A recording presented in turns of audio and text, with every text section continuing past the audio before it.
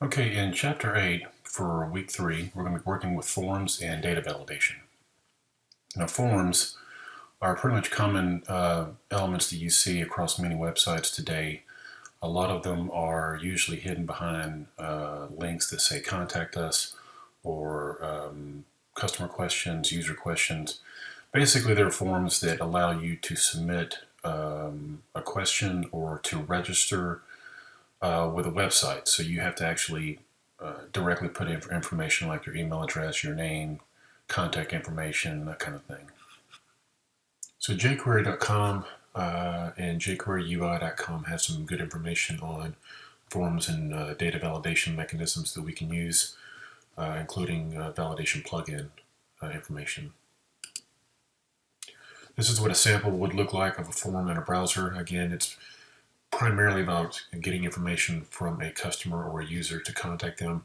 You've seen these like ones here for joining a newsletter or a monthly email list or something that requires the user to actually interact with the website and input information like a name or an email address.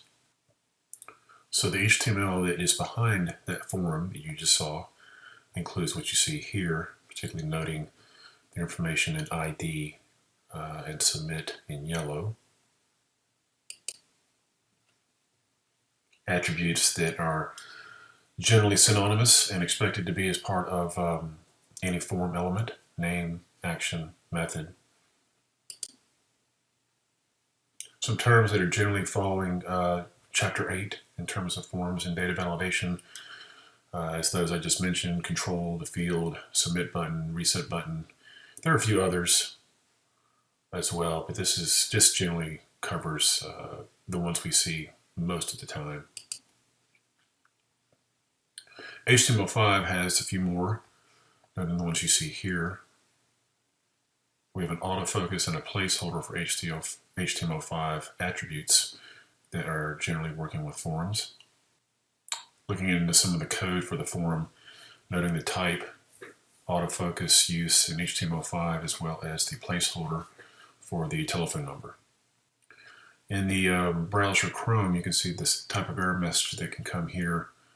That it almost looks like a website, but it's expecting an email address, so it gives you this exclamation point to say that instead of the entry point you put in here, maybe it's supposed to be zach@modulemedia.com instead.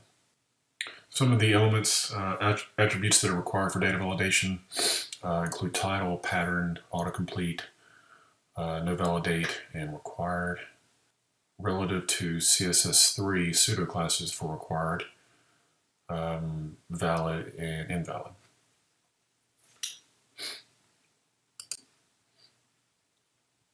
A typical form, the HTML5 attributes used for data validation, you can see here where the autofocus and autocomplete is labeled, and the telephone number, format, and title requirement there as well. Noting in that previous slide that if you give the phone number or the email address that you saw previously in a different format than what is expected for the form, it will give you an error message, which is what the requirement of those forms is supposed to do. It's supposed to sort of guide you as to the correct input format. Some of the justification for using JavaScript for data validation includes here. While HTML5 is very capable, it is limited and it can't do everything across all browsers. There are some generally accepted practices of what are capable across most browsers, but it's hard to do everything across all of them. So some of the jQuery selectors for form controls you see here, we covered this in Chapter 8 in Week 3. You'll see some of these: input, text, radio, checkbox, file, password, submit, button, disabled, enabled, checked, selected. A lot of these you'll see and have seen across some of the code that we've used. And you've probably seen a lot of these on websites that have jQuery or something similar for form controls. Certain methods for getting and setting trimming control values are the val and trim methods. In terms of getting a value for a numeric entry from a text box, you can see here, past the $, we put it in parentheses of $age.val. And a similar example with the first name using a text box. Example here, using a radio button in a group. How to get an array of selected options from a list, noted here under Select Options. The jQuery event methods for forms you can see here is focus, change, blur, select, submit, all for the handler. And you can see here the handler with disable or enable radio buttons is noted when a box has been changed from checked or unchecked. Some of the coding for data validation where a handler is triggered, the submit event. This is what a typical form, and this one actually is listed in your book, the Morocco jQuery 2nd edition, chapter 8. I think this is also one under the exercise for the assignment in week 3. And you'll note that it's kind of broken down in sections with registration information at the top, membership in the middle, and the submit or reset capability at the bottom. Some of the coding for a similar form validation, you can see the highlighting in yellow of certain information where the name, the password has a placeholder minimum of certain characters. In this case, the password has a placeholder minimum of 6. Additional coding for certain fields that are to be listed, noting that the placeholder requirement for a phone number has the 3-3-4 expectation for numbers, meaning that you can't put it in a different format without the dashes. It has to be with the dashes in this case. So a JavaScript validation for an application can have a span element and a start date with the text box, including the validation for email using a regular expression.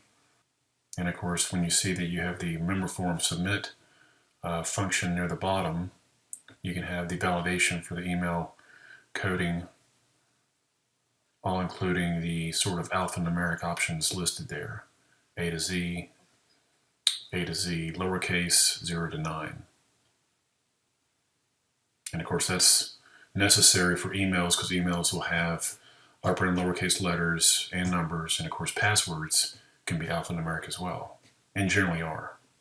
And of course, as noted, you can have the alphanumeric, but also the placeholder requirement with the expectation that a password length cannot be shorter than 6.